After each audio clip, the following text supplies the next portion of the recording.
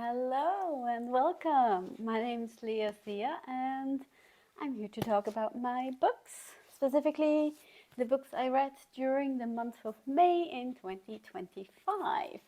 We have 4 books here, one of which is a collection of 2 stories, but we'll come to that. That's the last one. So yeah, not much more to say, so without further ado, let's get into it. Except maybe I'm sitting on a very comfy cushion, trying something new. All right, let's start. So number 1 was The Witcher. Book number 2. I figured out there's a number on the spine. So yay, because I remember in the last video I was like, I think it's the first book, but I'm not 100% sure. Yeah, so last video was the first book. This is the second book, like officially, except there are these like novellas or short story collections, I suppose is the better term. Anyhow, so this is The Witcher, and this time we have A Time of Contempt. So here we, again, obviously we have Geralt of Rivia, we have our dear Ciri of Sintra, we have a lot more Yennefer again, which makes me super happy. So in this book, things started to truly ramp up. We have the first glimpse of the Wild Hunt. For those who know. Yeah, I don't think I want to explain too much. Well, like, maybe a little bit. So, like a mystical, spectral force of hunters that is very scary and very kind of, well, you don't want the hunt after you, let's just say that. So basically, in the beginning, we were basically trying to say that the Princess of Sintra, Cirilla, is dead. You also get some Nilfgaard, like POV. We are in Nilfgaard, where they supposedly have Ciri. And that was kind of interesting because it felt somewhat like a time jump, but I wasn't really sure exactly how that I'm still not 100% sure how that actually worked out. Like, was this something that was before or after, or anyway? So anywho, so once again we have like, so eventually people figure out, or at least some of them figure out, that Ciri is alive, and Yennefer, who is looking after Ciri, and that started in book 1 there towards the end, those two together. It's basically, it's obviously trying to keep her safe, and at the same time, of course, also Geralt is around doing like what he can, trying to figure out this guy that was trying to kill anyone who knew anything about Ciri, among others Dandelion in the previous book. And so he's trying to basically like root him out or make him come out of his hiding. There's so much happening.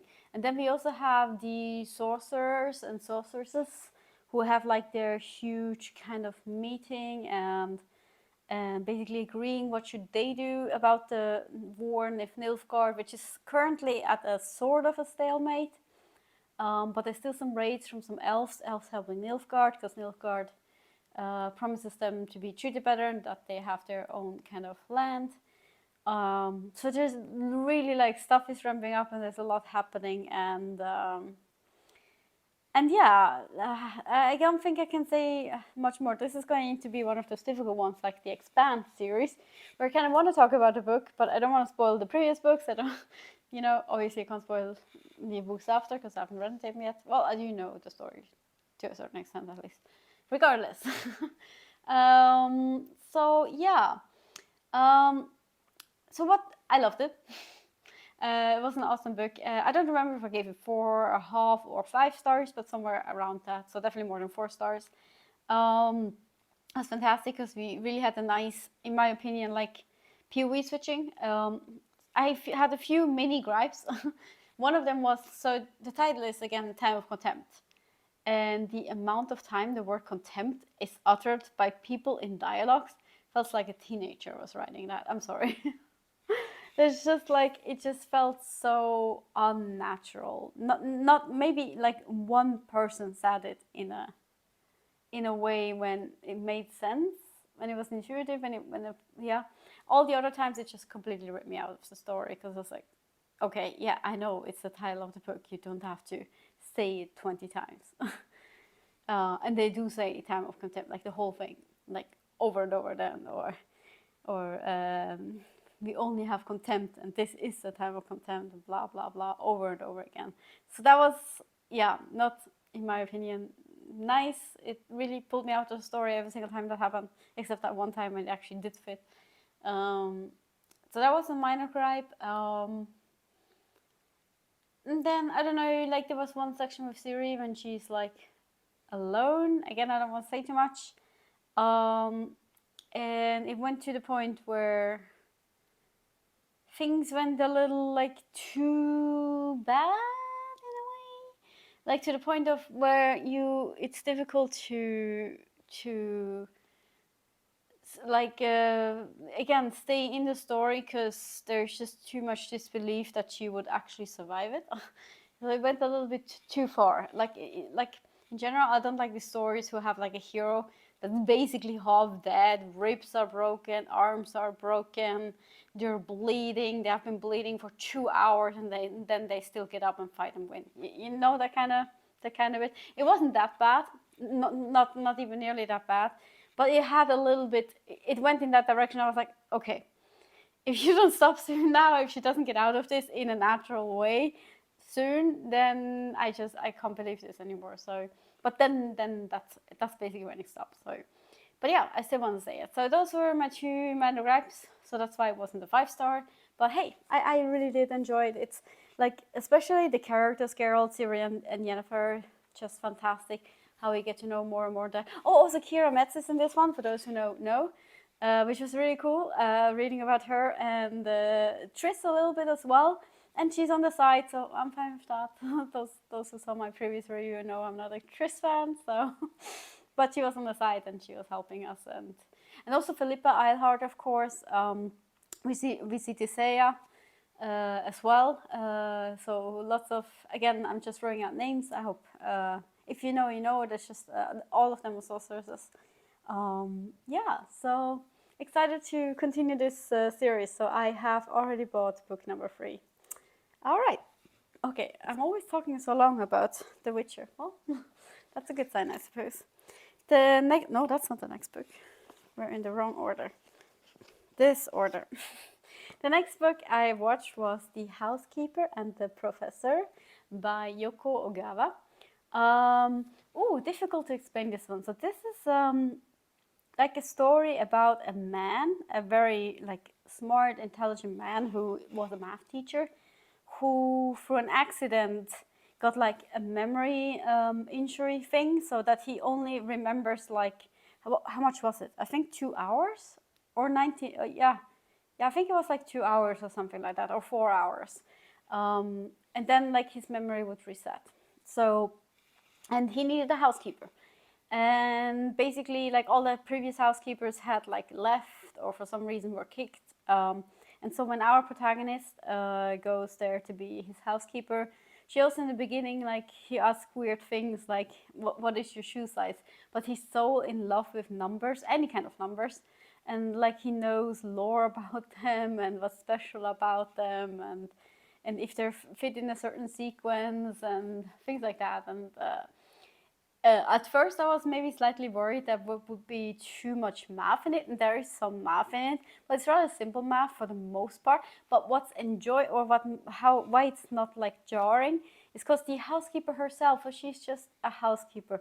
She has to do what she has to do she's raising a son on her own. She got pregnant when she was young, and the guy who did it didn't want anything to do with it, so he's not supporting her, and so she's doing what she can, and she doesn't have like an education, so she doesn't fully understand. And so that's why it in a way didn't feel too much, because in a sense you are slightly meant to be lost, or at least that's what I'm assuming. I wasn't fully lost, but there were somewhere in the middle I think there was like this one person that was like, huh? And that's fine, that's okay, you don't have to be perfect. But it's still, like, again, it didn't disturb the story, because she didn't understand it, and she's even saying as much. And she's a lovely, lovely girl, a lovely woman, and she really soon, like, really cares for this old man, and he, like, at very, very early on makes, like, a small drawing of her, and then writes, like, because he's wearing a suit where he has lots of notes attached to it because of the memory thing. So because he, again, 4 hours, whatever it was, I don't remember now, loses his memory. So he needs to remind himself that he will lose his memory. That's like one of the notes, the first one that he usually reads. So he made a new note drawing her and write like the new housekeeper. And then at some point her son also comes there, and he really enjoys teaching the son. And the son is first a little bit reluctant, and it's like, I already go to school. But in the end, they kind of, they hit it up, and it's just nice. And they're both like baseball fans, but he stuck in his memory. He's like raving about all these older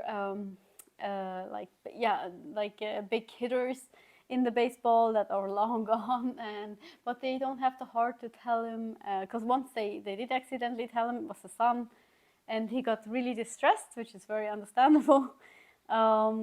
And so it's basically, and then they like take him to a baseball game, but he does kind of get overwhelmed, and stuff happens, and it's basically the relationship of those three. Also, the woman that's hiring the housekeeper is said to be his sister-in-law, I think. Yeah, something like that. Her husband died, so now she's taking care of him. But we never like really see her. She's like there in the beginning when she's interviewing the housekeeper, and then she kind of vanishes into the background. She's also saying you're not allowed to come into the main house where she lives, but only where the professor is. And it's just really wholesome.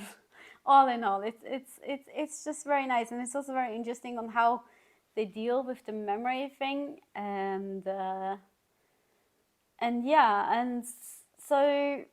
then of course stuff happens. I don't really want to spoil it. It gets sad, that much I can say, but in a good way, you know. And I really enjoyed this one. I don't remember what I gave it. I think definitely 4 stars. It was very cute. Also, it's a very short read, so it's definitely worth your time. And not too much math. It's just a really lovely, wholesome story, all in all, in the end, and that's kind of what made me really enjoy it. And again, it was very interesting on how they went around getting his memory problem and things like that. So, for example, when she went shopping, she made sure that she was always home, like sub 2 hours, so he would still remember who she was, and things like that. And I don't think I want to say much more. I could talk about the ending, but I don't really, again, want to spoil it. But I enjoyed the ending. Yes, I can say that much. So that would be The Housekeeper and the Professor. Very cute story. Oh, and they're in Japan. I didn't even say that, but I guess that's slightly obvious by the author's name. But yeah. All right, and then book number 3 was The Very Secret Society of Irregular Witches. I love that title. By Sangu. Mandanna? Yeah. I should prepare the names and the readings. I never prepare anything. I just say, no, it's time for filming. And then I just go. I also have no script, which is why sometimes I stumble. Well, that's all right. Okay, so The Very Secret Society of Irregular Witches. So we are in, England. Yeah, we are in England. Basically, witches exist. Also, the witch burning and all that jazz, which is now real history, also existed. And because of all that stuff, witches are now in hiding because they don't want to get burned. They don't want to get killed. But they exist, and magic exists, and we are following one of our dear witches. And she so basically the witches all have like this kind of thing. Okay, to survive, we can't like stay together too much, because that could become too obvious. So they have like this unwritten rule that every witch kind of is on her own, but then every 6 months they meet up, something like that. I don't now remember how often they meet up, but something like that. So every few months they meet up, and that's where the book starts. So they're at the meet, and Mika, by the way, our protagonist is Mika Moon. it sounds like an anime. So Mika Moon, oh, and also she's black, which I really enjoyed because obviously when I read something, I immediately imagine a white person, but it's very early on set. So she's a black woman in England and she's a witch. So she's like the embodiment of outsider, and she even says that or something along those lines herself, which is very interesting. So anyway, so Mika goes, she's the one that whenever the witches meet, she calls it the very secret society of witches, not yet irregular witches. That comes later, which is very cute, and like the leader or the lady organizing these meets, also making those rules. She doesn't like it, and so we have like already kind of a fun dynamic really early on. And so Mika just finished her job. I don't remember if she chose to leave or not anymore. I don't now fully remember in the beginning of the book. But regardless, she's basically out of job and she moves, but that's anyway normal for her. So she never wants to stay too long in one place in case someone noticed something. Or if something happens, she accidentally used it or she had to use it and someone saw it. Another reason to move around. The main girl has memory spells and is very gifted with memory spells, so sometimes she comes in and helps out. But Mika on her own, she like moves around a lot. And she also has an Instagram account where she's pretending to be a witch, which is kind of genius. Where she goes like a little bit over the top and so on. But then suddenly on the Instagram, someone is at some point texts her witch wanted.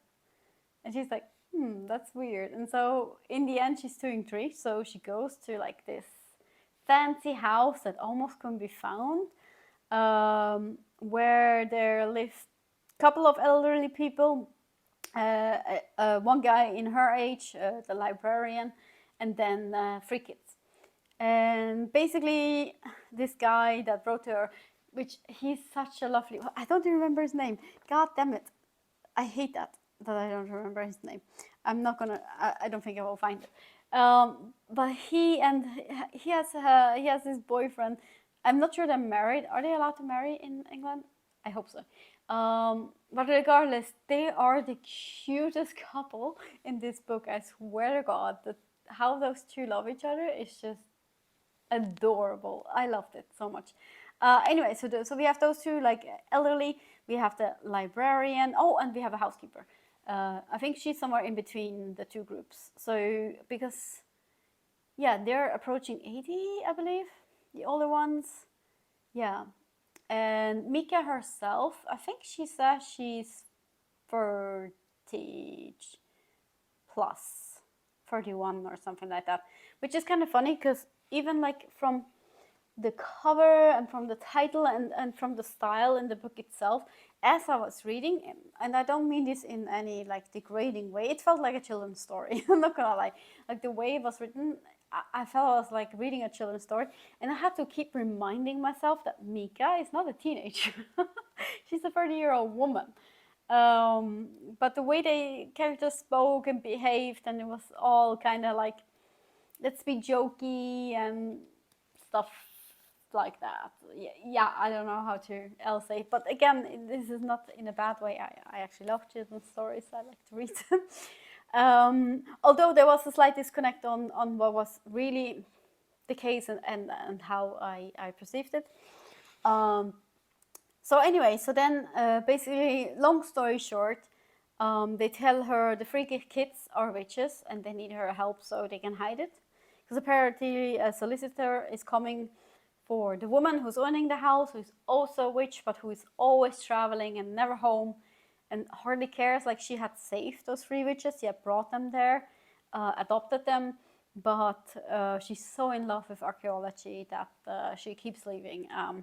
And the solicitor is going to come because he needs some papers, and they just can't have this dude noticing that there are 3 witches at home. So they want to hire her as a tutor of sorts, tutor/governess, I guess, because the kids are very young. And so they, yeah, long story short, I mean, obviously she eventually agrees. And so basically we then read about, like, the most cool thing in this book is the dynamic between the people I said. Like I said, the elderly couple, I can't believe I can't remember their names, they're so cute. You know what? I'm gonna look it up. Okay, maybe I will fast forward in the video because I need to know. I need to talk about them by their names.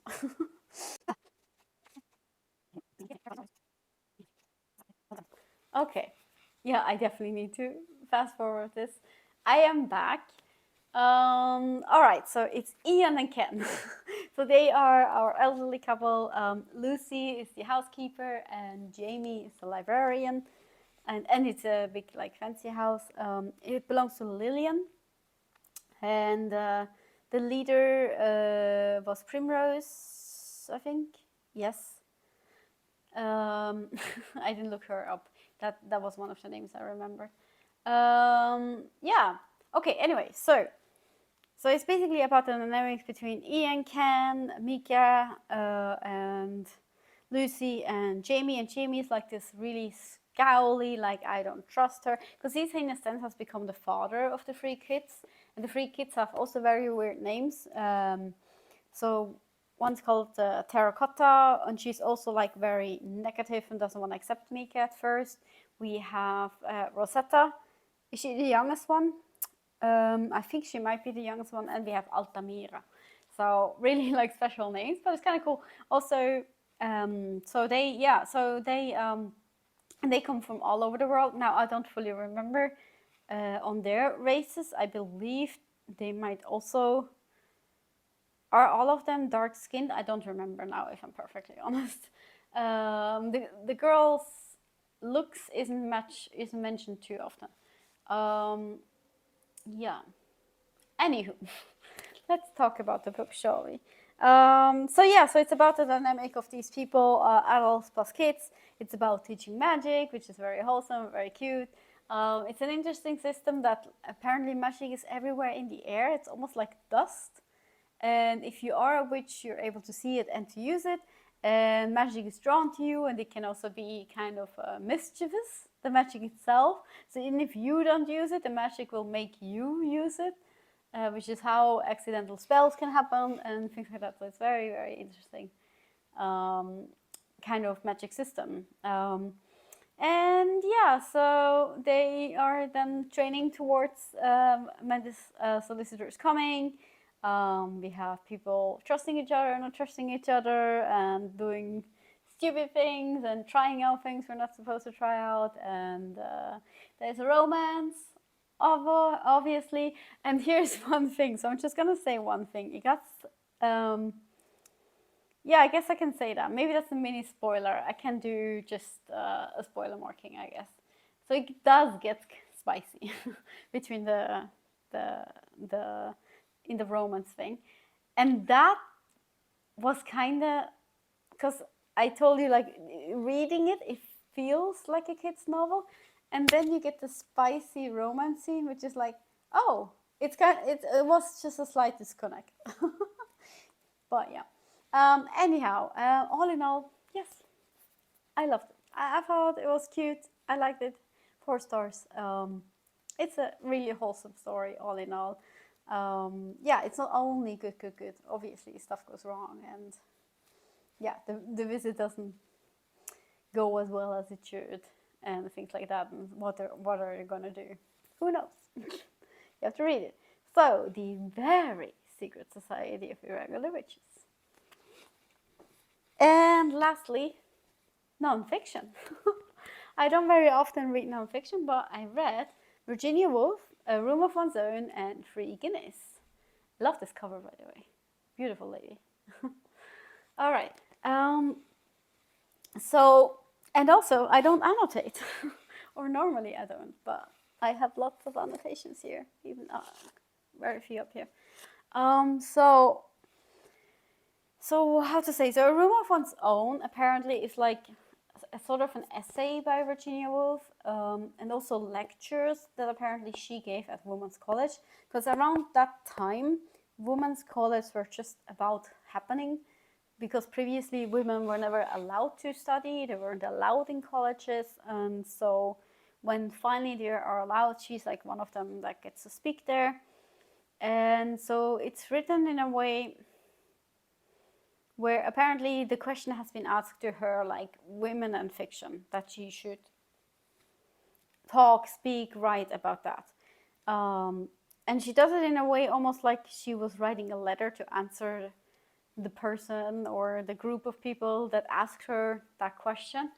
And it's done in a very special kind of way. Like, it's difficult to explain. So with all her wit, she's like laying bare that, like, all the problems and the fights that women had to go through to have the rights that they have now, that are even allowed to go to college, and and and yeah, even allowed to have jobs, period, and things like that, and being still a respectable woman.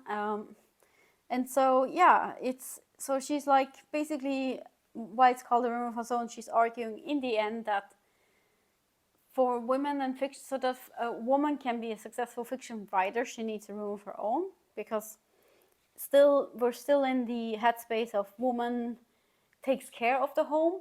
So at any point during the day, if anyone needs something from the woman of the house, they can just go to her. So she needs a room of her own with a lock.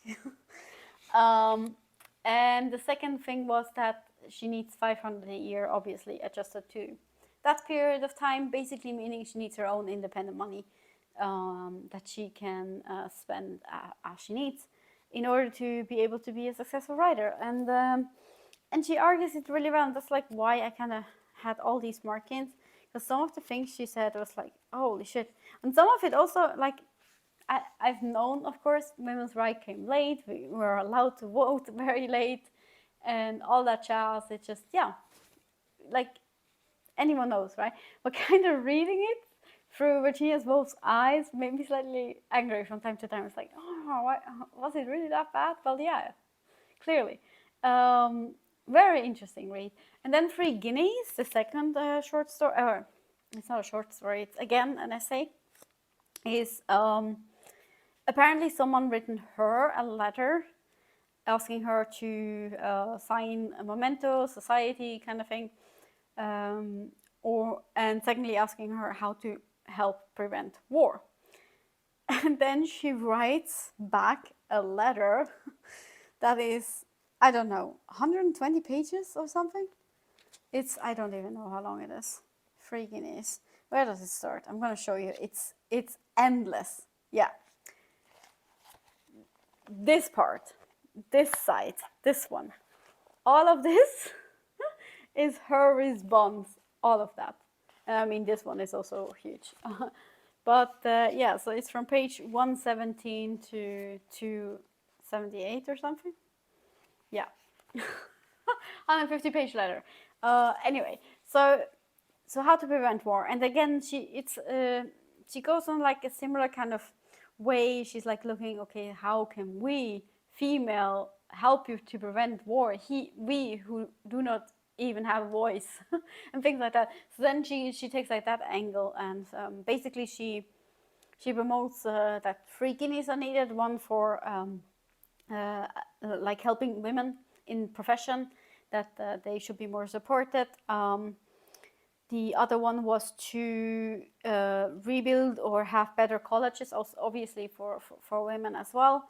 That was actually the first one. The second one was help women in profession.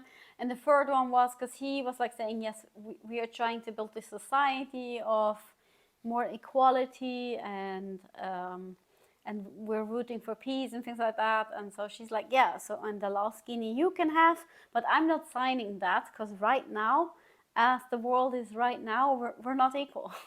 And so from the fear, from what we know from history, I can't rightfully sign this right now. And that was very interesting. So I really enjoyed these 2 essays. I'm not usually a non-fiction reader, but this was recommended to me. And many people label it feminist talk. I don't think, like, so now maybe stumbling into a hole I shouldn't stumble into, but I guess it very much depends on what does it mean, the word feminist mean to you. Even Virginia Woolf, in this own book, she says like the word feminist is a word that needs to die, because it's not about feminism, it's about equality. And I'm so bored of that. Because I'm also like, I'm always reluctant. I don't like to use the word feminist. I don't see myself as a feminist, but I want equality. Like I said, I got angry just reading on how things used to be. But the word feminism, I feel like, I don't know if it's a these day thing, maybe not, because even Virginia Woolf saw the negativity of the word.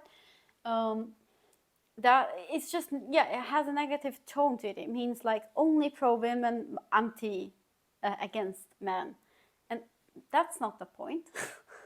Well, like then it's not a better world either. It's equality that is the ultimate goal. That's why it's so difficult. So yeah. So, and some people, and I hate that when I see that in the, I read some comments on Goodreads, for example. So many, yeah, this is a feminist take of, and I'm like, no. Did you read it? She even says it herself. So it just annoys me. So I don't think that's that. I think also she does it in a funny way. She goes way on tangents. Like, yes, like this is pretty big for, like I said, the two topics that she's talking about. But she goes like on tangents and she makes like almost a narrative in a way. Like, let us assume there is this daughter of a gentleman, of an educated gentleman, and this daughter of the educated gentleman now wants to go to school, and you know, like stuff like that. And so does this daughter of this educated gentleman that is currently unmarried, and marriage was the only profession that she was allowed to have only 10 years ago, and stuff like that. So it's like done in a way that's amusing, I guess, yeah, somewhat, while still being very rooted in facts. And that's actually her goal. She's like, okay, well, when I say this, you will say da da da, so let's look at that. Like, she's really trying to also address all the angles, again, not just the feminist angle. And again, yeah, I shouldn't talk too much about that. I suppose, because otherwise I might be misunderstood. But yeah, pro equality, absolutely. I thought this was good. Again, I think man or a woman can read this if you're at all interested. Also, again, for me, it was like a window into that time. Early 1920s? When did that one come out? 1929. So yes, early 1920 or late 1920s, 1929, this came out. So for me, it was also a window into that time period, and I'm just grateful. Like, I work in a male-dominant job. I work in IT, but I never had any struggle whatsoever. I have not searched a job for years. I've been offered jobs constantly in my life, and I've been moving up the career ladder basically with ease. And not because I'm a woman and people just tick off the checkbox, and because that's the other thing, right? That some of these changes brought. Now, sometimes you're just a checkbox. That's not the goal either. I am really good at what I do, but I was allowed to learn it. And if I never had the chance to learn it, then I could not have been in this job, and I would not do a job that I actually enjoy, which I do. I like it and I'm good at it, and that's the goal. That's where we all want to be. Forcing numbers, no, that's not the point. Okay, maybe I cut all of this out. I don't know. I'm going on a tangent myself. Anyway, I thought this was good. I think anyone can read this. It's not aggressive. It's not putting down men. It's in a way just funny, saying like, you who did not even want my opinion 10 years ago, but you're asking me now to help you end war. But I agree with you. War is shite. Okay, let's get at it. You know, like that kind of. She has a great way of writing here. So I really enjoyed them. Oh my god. I'm just like, what am I gonna do with this editing? Well, we will see. So these were, it's like the camera is further away than it used to be, right? Because I'm sitting higher up, so the camera went further away. Oh well.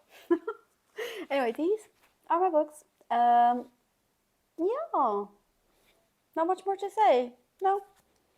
Hope you are doing well. Hope you enjoy your own reading. Hope you are reading. Hope you have a lovely summer if you don't have a great summer yet. It's gonna come. It's gonna come. Yeah. All right. Take good care, and I'll see you soon. Bye.